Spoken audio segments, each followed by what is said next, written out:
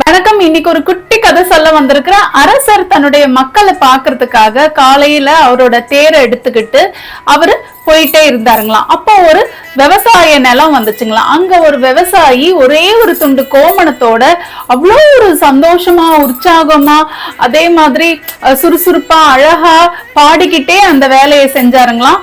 இந்த விவசாயி சந்தோஷமா பாடிட்டு இருந்ததை பார்த்த அரசருக்கு கொஞ்சம் எரிச்சல் வந்துச்சான், ஆச்சரியமும் இருந்துச்சான். இவங்கிட்ட ஒண்ணுமே இல்ல, கோவணத்தை தவிர்த்து இந்த அடிக்கிற வெயில்ல விவசாய நிலத்துல உட்காந்து வேலை செஞ்சிட்டு இருக்கிறான். என்ன உற்சாகமா சந்தோஷமா பாடிக்கிட்டு இருக்கிறான். இந்த சந்தோஷம் அவன்கிட்ட எப்படி நிலைச்சு இருக்கு, ஒரு ஆச்சரியமா இருக்கே. நம்ம கையில எல்லாமே இருக்கே, ஆனாலும் ஒரு கவலை இருந்துகிட்டே இருக்கே. இது எப்படியாவது நம்ம கண்டுபிடிச்சாகணும், எதனால இவர் இவ்வளவு சந்தோஷமா இருக்கிறாருன்ட்டு அரசருக்கு ஒரு நினைப்பு இருந்துச்சுங்களாம். இந்த விஷயத்த தன்னுடைய மந்திரி கிட்டையும் அரசர் சொன்னாருங்களாம்.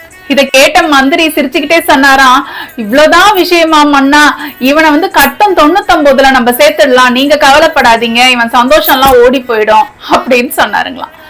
கட்டம் 99 அப்படின்னா என்னது அப்படின்னு கேட்டாருங்களாம் மந்திரிய.